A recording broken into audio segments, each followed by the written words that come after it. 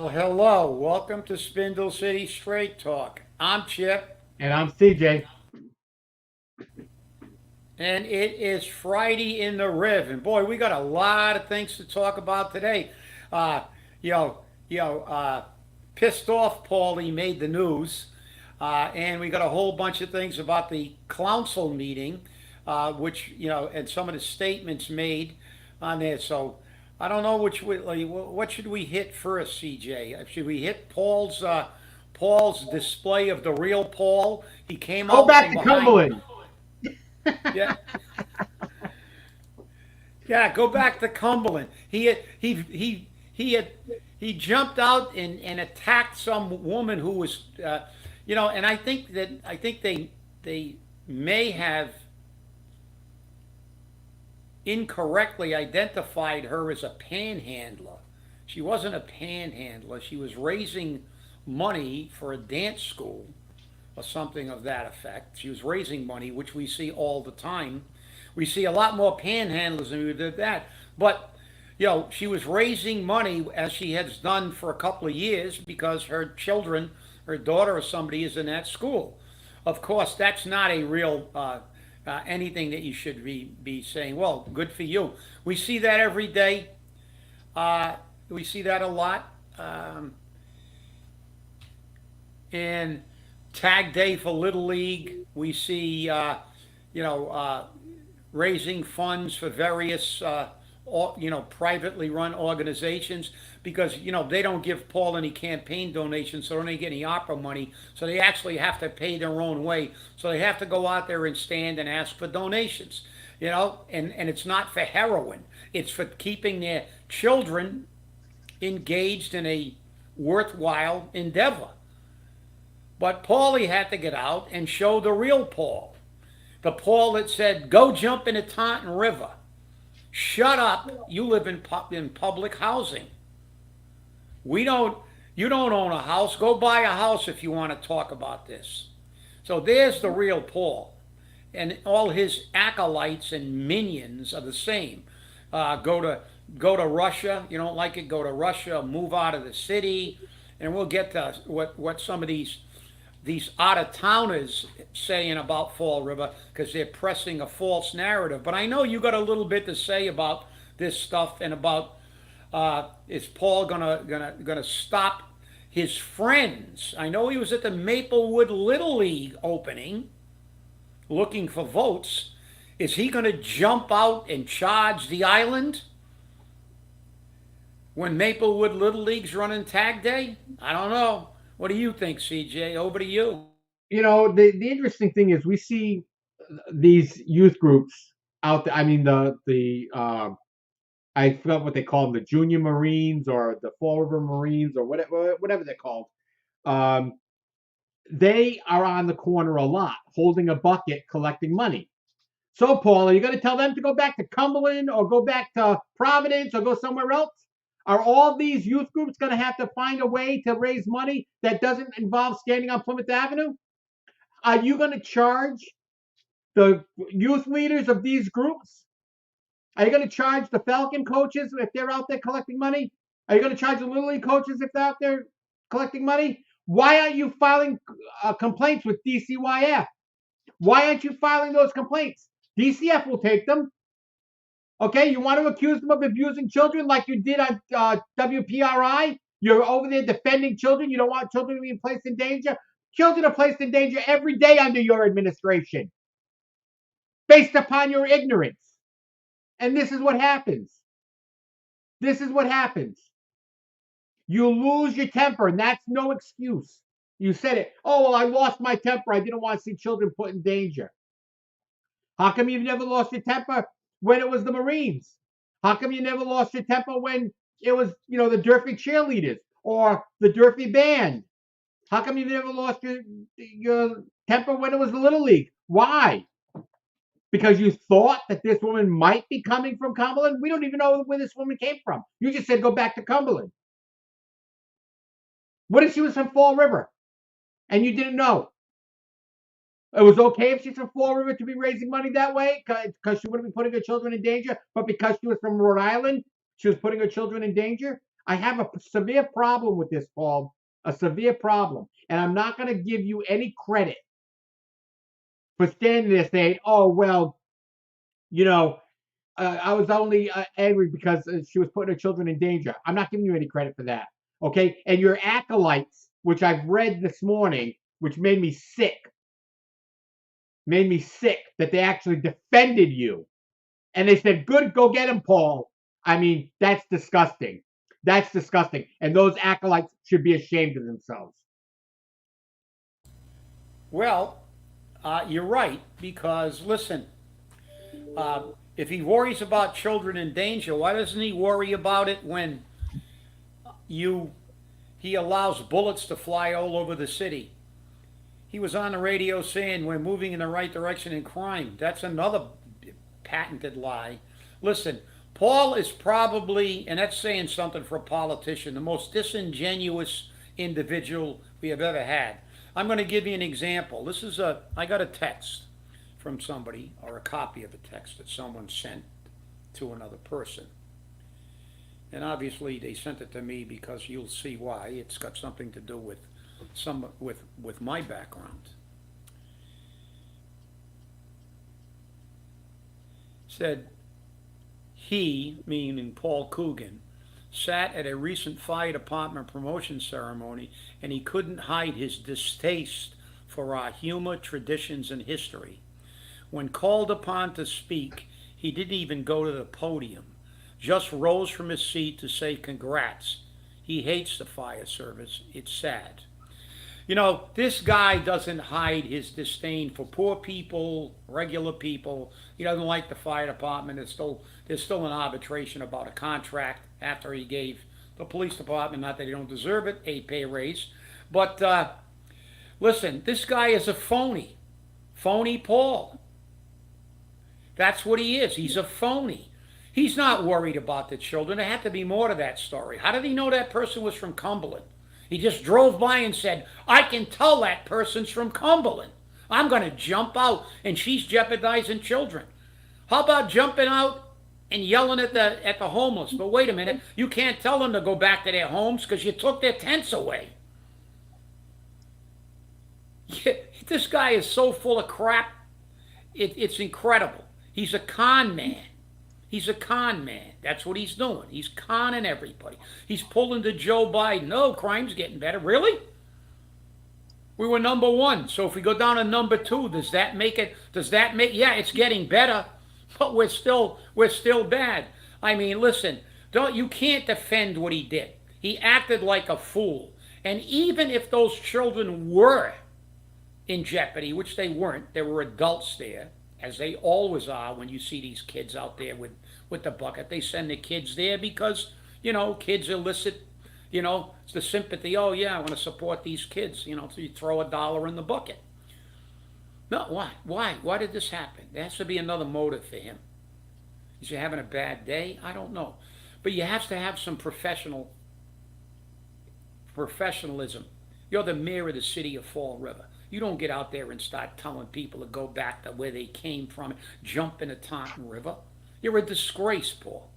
You're a disgrace. Just like when you put on a uniform, you are expected to be held to a higher standard of behavior, because anytime you misbehave, that indicts what that uniform stands for. If you wear the uniform of the United States Marines or the United States Army, the United States Air Force, or Navy, or Coast Guard, and you screw up, that's a black mark on those services. And when the mayor of Fall River behaves like a thug, when he tries to intimidate people, that's not acceptable behavior. That's not acceptable behavior. He can't dig himself out of this. What he did was absolutely, positively wrong. And there's no excuse for it. And you're not supposed to lose your temper, Paul. You're the man. You're supposed to be a problem solver, You're supposed to be somebody who would, if that was actually what you tried to portray it as. And remember, you did portray an accident incorrectly too, if I remember correctly. There was an accident involving someone very close to you that you totally misrepresented, and we did a show on it. So you're And we not read directly above. from the report. We read directly from the police report. That's right. We read directly from the police report. And and I know that you are not above manipulating the narrative for political purposes. So what you did was wrong, but it's a reflection of who you really are. I hope the people pay attention.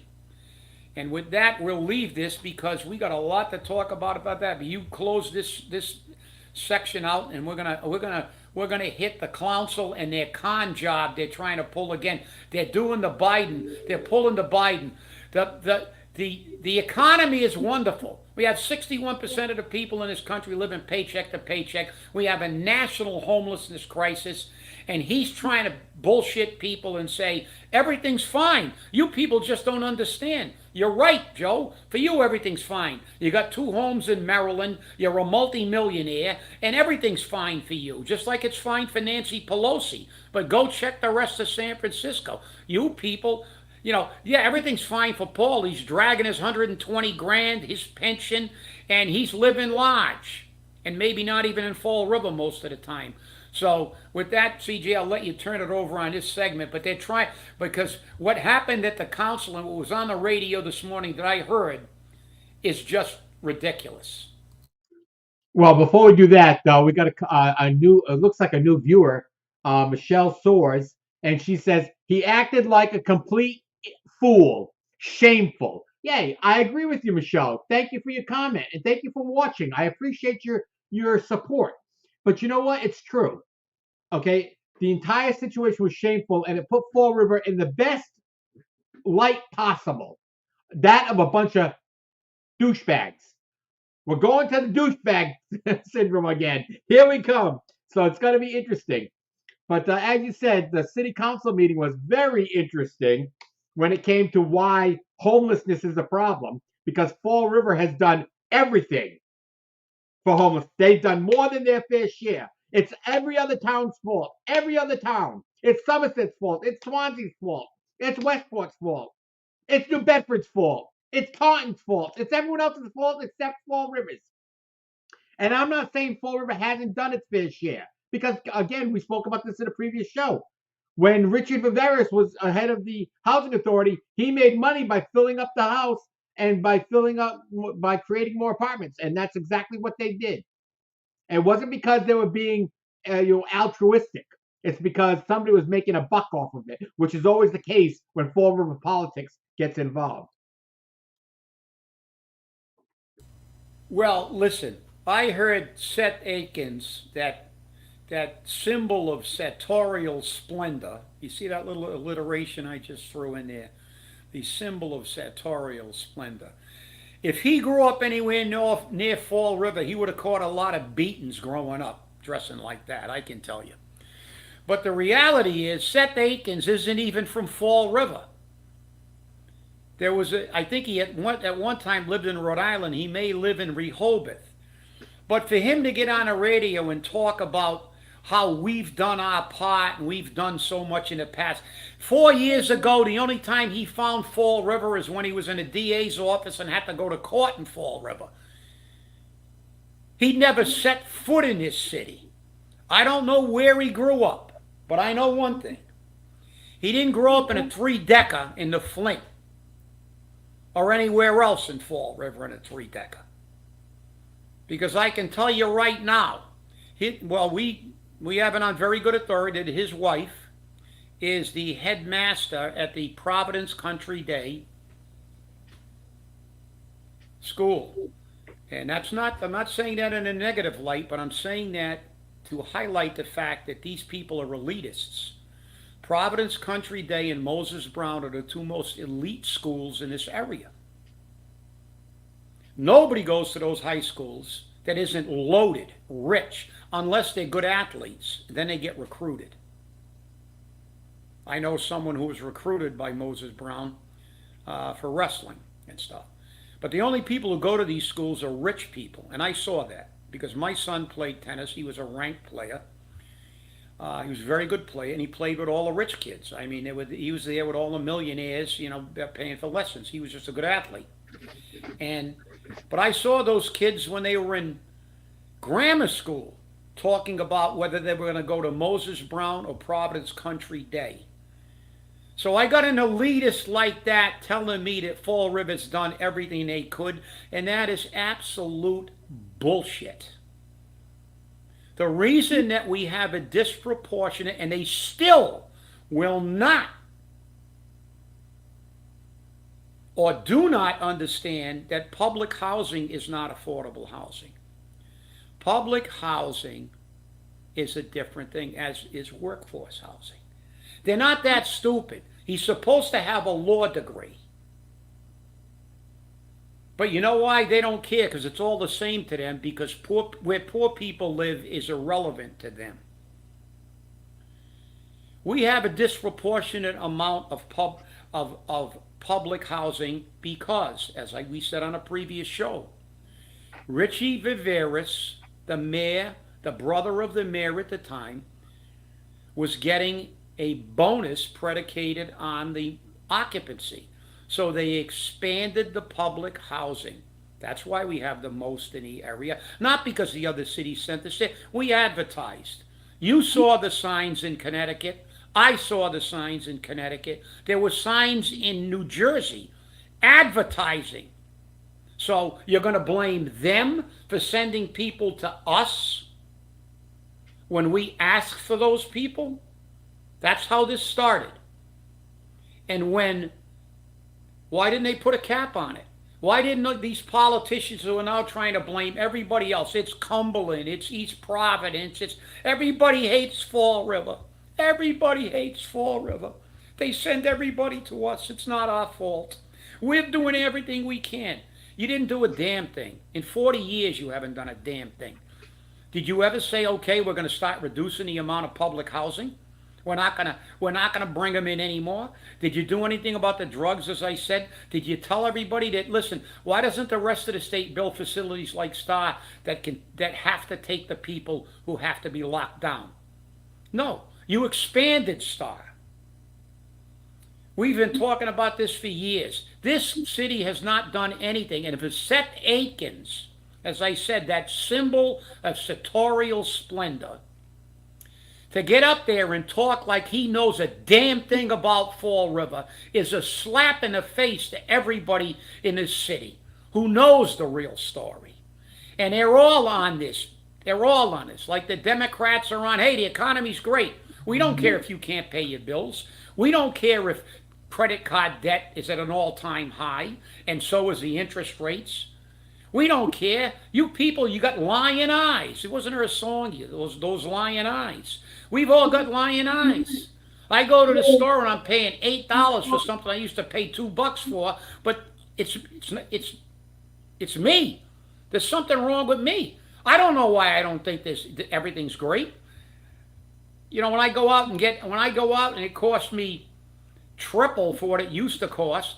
When I go to the supermarket, you can't get out of the supermarket for less than $100. But they're going to tell you the economy, and they all promote the party line. Now you got Joe Camara, who knows better, and Linda Pereira, who knows better, because they were both around when a housing authority was advertising vigorously and expanding our public housing. Did they say a word to stop that growth? No. No, not a word.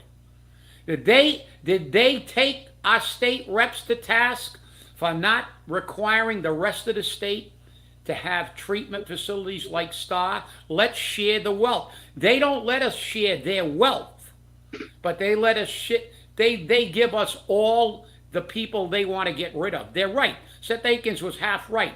They send all the druggies down here because they have to. Because some of those have to be locked down. Why doesn't Newton have a Star that has a lockdown? Because nobody's going to Newton.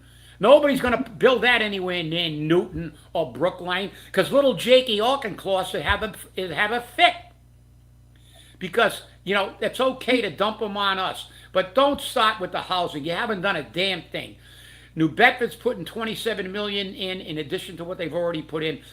Somerset's building more affordable housing units. You're pushing people out in the street. The mayor with the heart just went over there and berated a woman who was trying to raise funds so her daughter could do something worthwhile. So you know something, you people are full of it, and you know what you're full of. What fills baby diapers, and that's why you should be changed as often as baby diapers. Well, no question about that at all. It's interesting because there are a lot of comments posting on our Facebook feed, and I mean, there's a lot of them. Um, and one of them that came up, and I just finally saw it was, we can't force communities to build more affordable housing, more shelters, more services. No, we can't force them. But the state can turn around, and our state delegation can turn around. And I heard this can turn around and say, if you don't follow the law and produce the affordable housing and the public housing required by law, you will lose your state aid. And I firmly believe that a lot of those communities are willing to lose their state aid because they're more affluent. For instance, if they turn around and took the state aid away from Newton, they'd turn around and say, who cares? We don't need it. If they took it away from Somerset, they might feel it a little bit. If they took it away from Swansea, they might feel it a little bit. If they took it away from Westport, they might feel it a little bit. But they could probably get by without it. Fall River can't get by without their state aid. And it makes it look very interesting when we're trying to say that we need affordable housing and people keep confusing public housing with affordable housing. There's a major difference. Okay. Yes, they're both based upon income, but public housing is federally subsidized and state subsidized housing. Public housing, affordable housing, is created based upon tax credits that are given to the developer or the property owner to reduce the rent for those people and reduce from CDA money given to them by other people. So it makes it very interesting to see what's happening.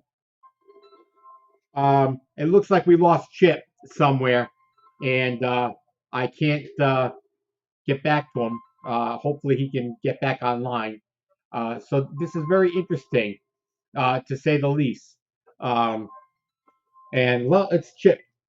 Yes, Chip. Chip, I can't answer the phone because I'm on the air. What's up?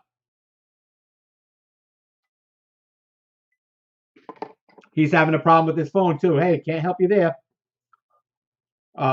It's just very difficult to understand what's going on. Yes.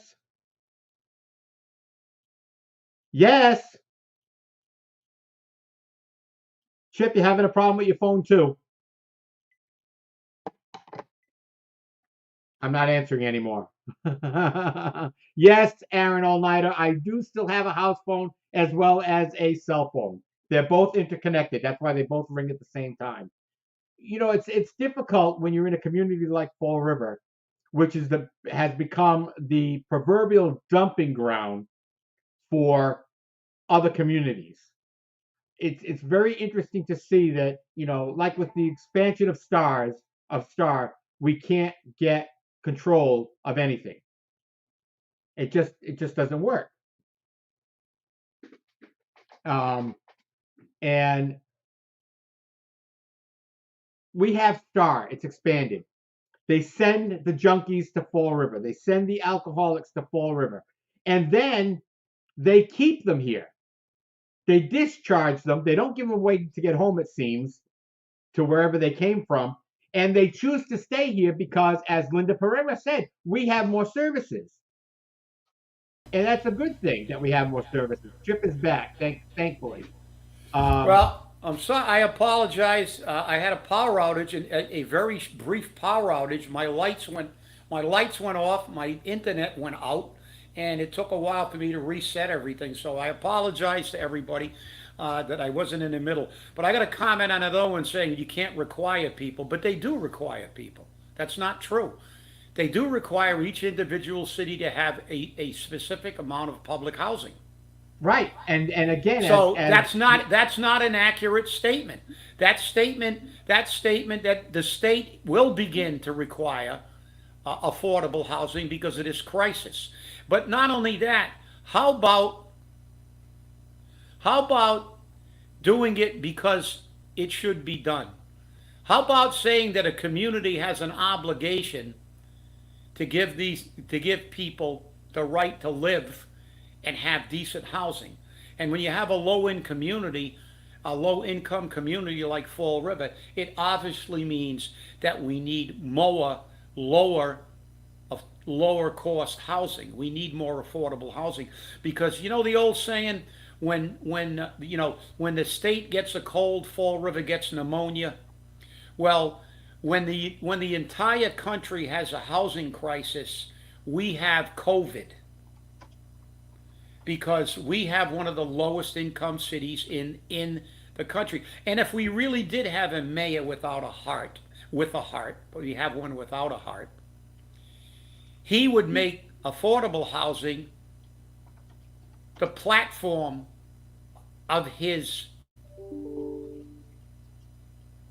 political stance because we got a $28,000 per capita income and a $49,000 family income.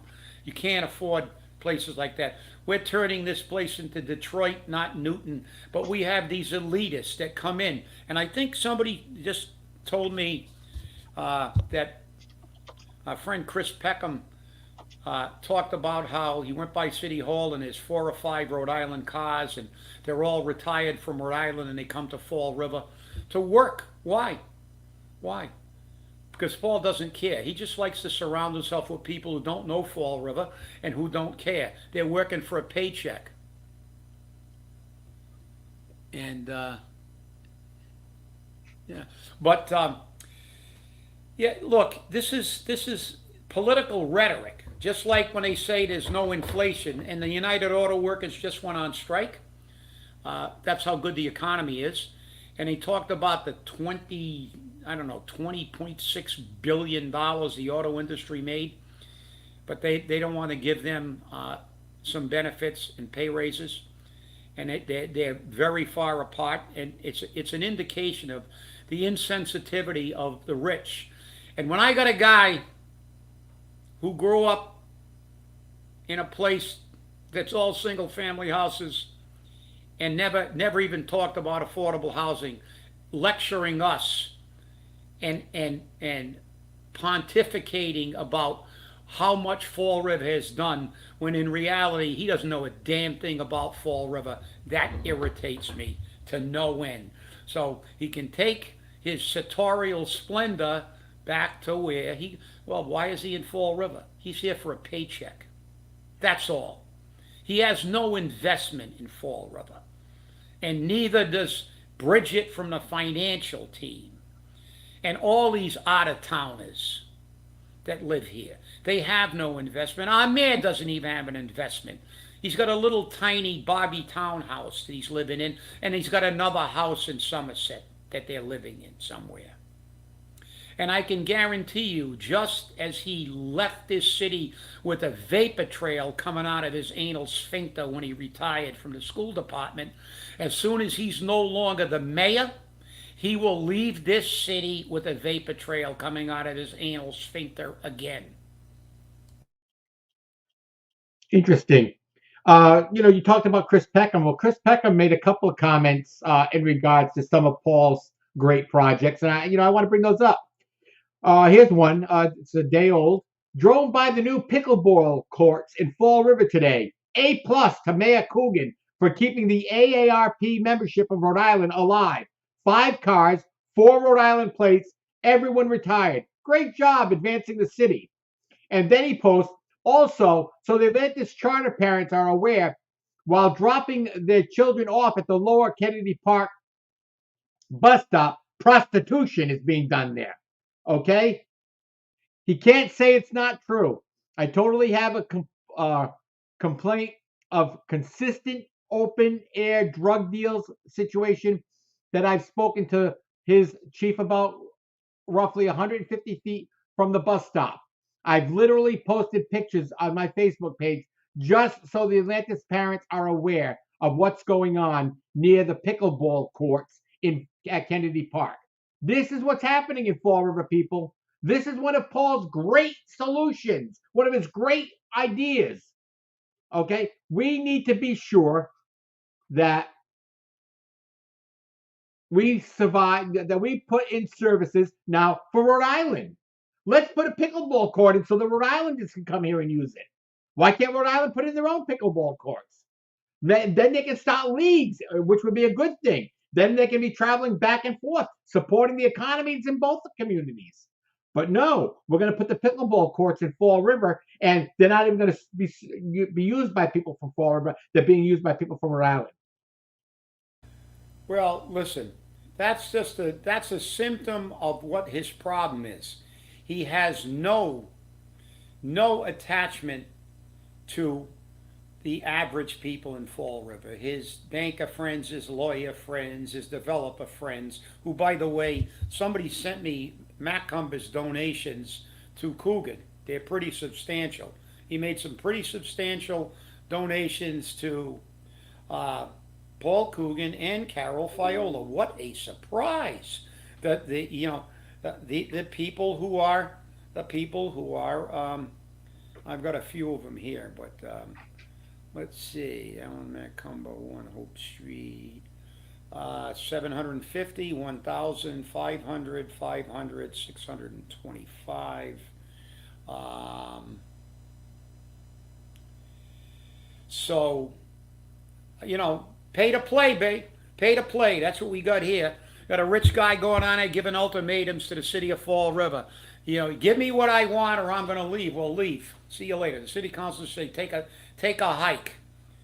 And Paul's already said he's not interested in the armory, so he's not going to have any input. Let the city council decide. Remember, that's the mayor that took away the opera money control from the city council. That's the one who took away total budgetary control from the city council. This is the guy that wanted to take over everything when he had people's agenda. Now all of a sudden in this, he doesn't want to have anything to do with it because his pal Macumber wants to buy it. So I'll let the city council decide this. So, this is, again, pickleball. Look, pickleball is nice, I guess. But what pickleball is for who? They have pickleball up at Bristol Community College. They turn those tennis courts in there. I see the Volvos and the Porsches and the Porsche SUVs and the Audis up there parked. I don't see anybody trying to scratch 2 nickels together to pay their rent up there playing pickleball. See, that's the problem here. That's the problem. It's like Nancy Pelosi saying San Francisco's fine when they destroyed one of the most beautiful cities in the country. That's like Joe Biden saying the economy's fine when 61% of the people are living paycheck to paycheck. These people we are invisible to them. The average people in Fall River are invisible. And if we don't like it, we can go jump in the Taunton River or leave. And that's the problem, okay? And for people who never did anything in Fall River that like to comment, you better pay attention to what happens, because when Fall River's a ghost town, it will be your fault. Because remember one thing, the mayor is supposed to take care of the city and the people of the city, not just the rich people of the city, not just the connected people in the city. And why don't we have a whole bunch of City Hall employees from Fall River? You know why? Because they hire all their friends. And that's the problem. We have a mayor who doesn't care. Hey, that actually rhymed. So with that, CJ, I will close it out because this is an ongoing process. All I will tell these people is we got to remember Michelle Dion will be our guest on Monday. And remember, Tuesday is election day. By all means, get out there and vote your conscience. I think somebody just posted it already as a ghost town. Well, you're pretty close. You're pretty close. Yeah. Hey, and Yeah, yeah.